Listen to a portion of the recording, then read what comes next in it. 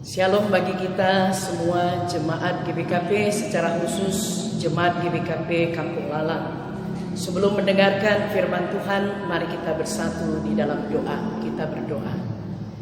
Ya Allah, sumber kehidupan kami, berkatilah kami ketika kami mendengarkan sabda-Mu, sehingga sabda-Mu ya Tuhan tidak hanya bertumbuh tetapi berbuah dalam kehidupan kami.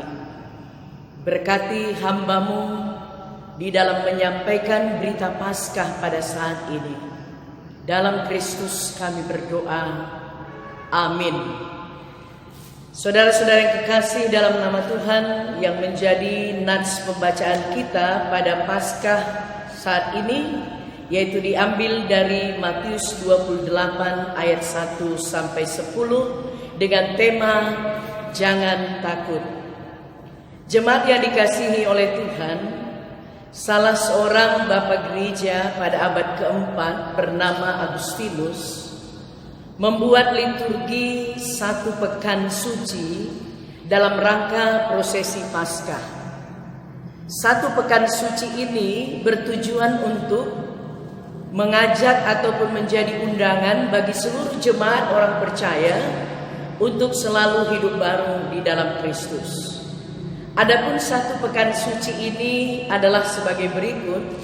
Pada hari Senin sampai Selasa dibuat liturgi singkat dalam perjalanan Yesus menuju kesengsaraannya.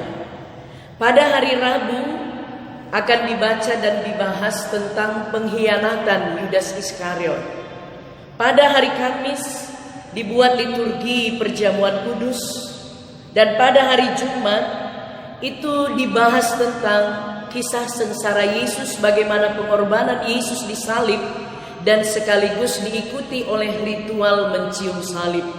Dan pada hari Sabtu yang disebut sebagai Sabtu Sunyi, Sabtu Pengharapan, itu adalah saat berjaga-jaga sebagai persiapan, sebagai transisi peristiwa antara kematian dan kebangkitan Yesus. Dua aspek menyatu dalam Sabtu Sunyi atau Sabtu Pengharapan, kedukaan dan harapan. Tetapi kematian tidak bisa menghentikan karya Kristus. Begitulah kehidupan orang Kristen selalu berada dalam dua dimensi, yaitu kedukaan dan pengharapan. Dan dalam kedua dimensi itu, orang Kristen harus melabuhkannya di dalam iman kepada Yesus. Dan pada hari terakhir, yaitu Paskah, yang hari ini kita peringati, berasal dari bahasa Pesah Ibrani, artinya melampaui, berlalu, melewati. Dan itulah yang menjadi dasar kekristenan, di mana melalui Paskah Allah menciptakan kehidupan baru yang dinampakkan melalui kebangkitannya. Jemaat yang dikasihi oleh Tuhan, pada nats kita diceritakan tentang Maria Magdalena dan Maria lain pergi ke kubur Yesus. Dan apa yang terjadi ketika mereka pergi ke kubur Yesus? Terjadi peristiwa yang tidak biasa, bahkan boleh disebut sebagai peristiwa yang luar biasa. Terjadi gempa bumi. Seorang malaikat Tuhan turun dari langit, lalu kemudian menggulingkan batu dan duduk di atas batu itu. Wajahnya bagaikan kilat, pakaiannya putih bagaikan salju.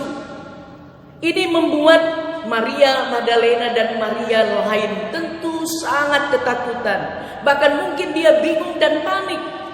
Tetapi satu hal yang perlu kita pelajari, batu yang menutupi kuburan telah digulingkan.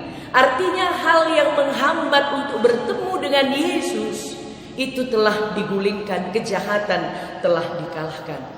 Dalam kebingungan, dalam kepanikan terhadap hal yang tidak biasa yang dilihat oleh Maria Magdalena dan Maria yang lain, malaikat itu menyapa Maria Magdalena dan Maria lain dengan mengatakan, "Jangan takut, sebab aku tahu kamu mencari Yesus yang disalibkan itu.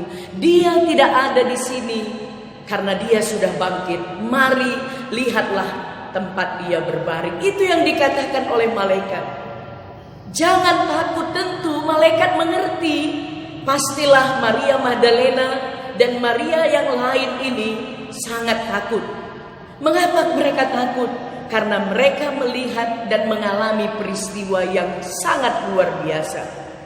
Tetapi belum selesai jawaban atas ketakutannya, atas kebingungannya, justru malaikat menyuruh mereka untuk pergi dan memberitakan kepada murid-murid Yesus bahwa Yesus bangkit. Yesus menunggu mereka di Galilea sebagaimana yang telah dikatakan oleh Yesus. Saudara-saudara yang kekasih di dalam nama Tuhan, mereka belum selesai bergumul.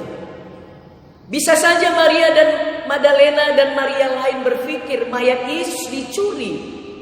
Tetapi rupanya pergumulan mereka tidak boleh menghentikan tugas yang diberikan oleh malaikat kepada mereka untuk memberitakan tentang kebangkitan Yesus.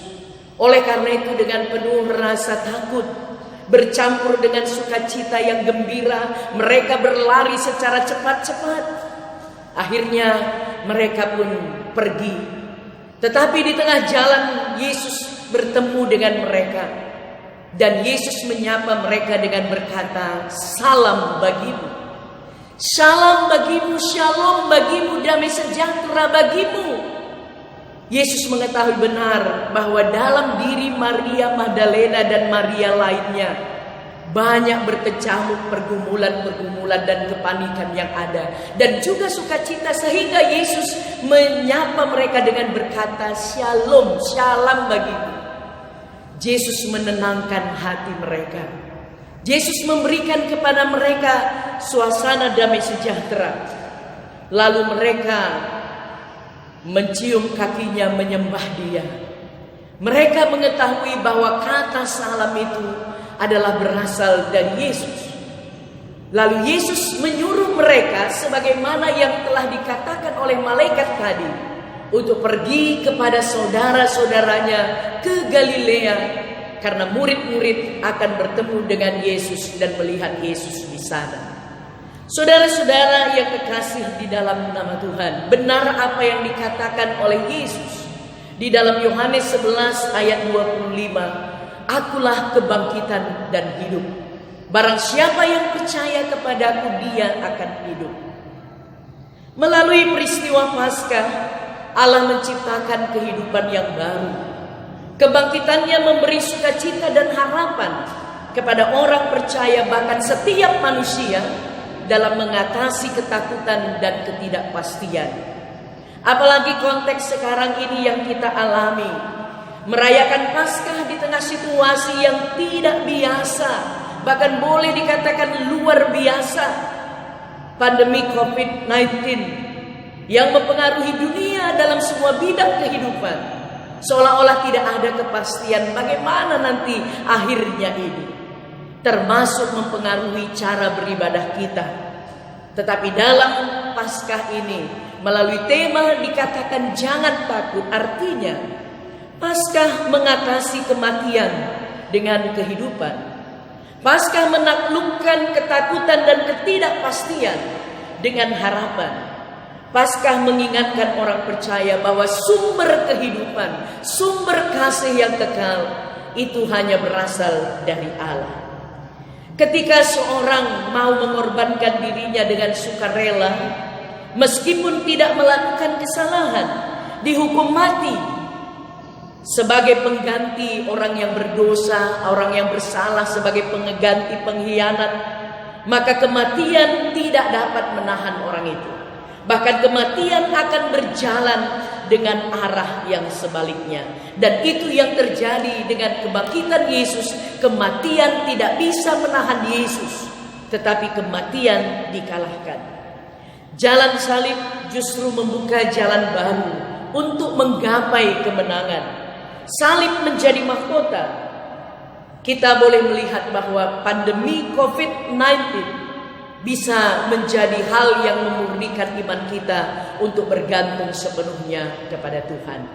Jemaat yang dikasihi oleh Tuhan, orang Kristen tentu perlu kekuatan dalam konteks sekarang ini, di mana seluruh dunia umat manusia sedang panik Tetapi orang Kristen, orang percaya yakin bahwa Tuhan berkuasa atas alam semesta. Tuhan berkuasa atas waktu. Tuhan berkuasa atas peristiwa. Justru kebangkitannya mengubah jalan hidup manusia. Saat dunia tidak bisa memberi kepastian, Allah bisa memberi jaminan. Hidup kita tergantung kepada Tuhan yang menentukan awal dan akhir sejarah manusia di bumi. Saudara-saudara yang kekasih, jemaat yang dikasihi Tuhan, Maria dan teman-temannya masih dalam pergumulan, masih dalam kepanikan yang bercampur dengan sukacita yang besar. Masih belum selesai juga apa jawaban atas kepanikan mereka. Begitu juga kita kadang dalam hidup ini. Belum selesai satu pergumulan, datang pergumulan lain. Bahkan dalam kepanikan sekalipun. Tapi sama seperti Maria Magdalena dan Maria yang lain, tetap diminta untuk memberitakan tentang kebangkitan Yesus. Kita pun diminta, gereja terus-menerus diminta untuk memberitakan sukacita kebangkitannya. Dan inilah yang harus dilakukan oleh orang percaya. Walaupun pergumulan-pergumulan kita terus ada, kedukaan dan harapan kita harus tetap kita labuhkan dalam iman Allah kehidupan, Allah yang telah bangkit. Salam Paskah bagi kita semuanya.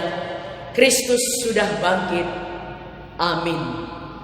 Mari kita bersatu di dalam doa. Kita berdoa. Ya Allah, sumber kehidupan kami mensyukuri ya Tuhan, dalam konteks saat ini Engkau menyapa kami dengan firman-Mu. Jangan takut, salam bagimu, damai sejahtera bagimu, tenangkanlah dirimu. Oleh karena itu ya Tuhan, kami mohon pertolongan Roh Kudus Tuhan tetap menaruh iman yang teguh dalam diri kami, agar dalam segala pergumulan kehidupan kami tetap mengandalkan Engkau ya Allah. Engkau penguasa awal dan akhir kehidupan dunia, kehidupan manusia. Terima kasih ya Tuhan. Dalam Kristus kami berdoa. Amin. Saya undang jemaat untuk mengakukan pengakuan iman rasuli bersama-sama dengan seluruh orang percaya di segala tempat dan di segala abad. Kita mengucapkannya.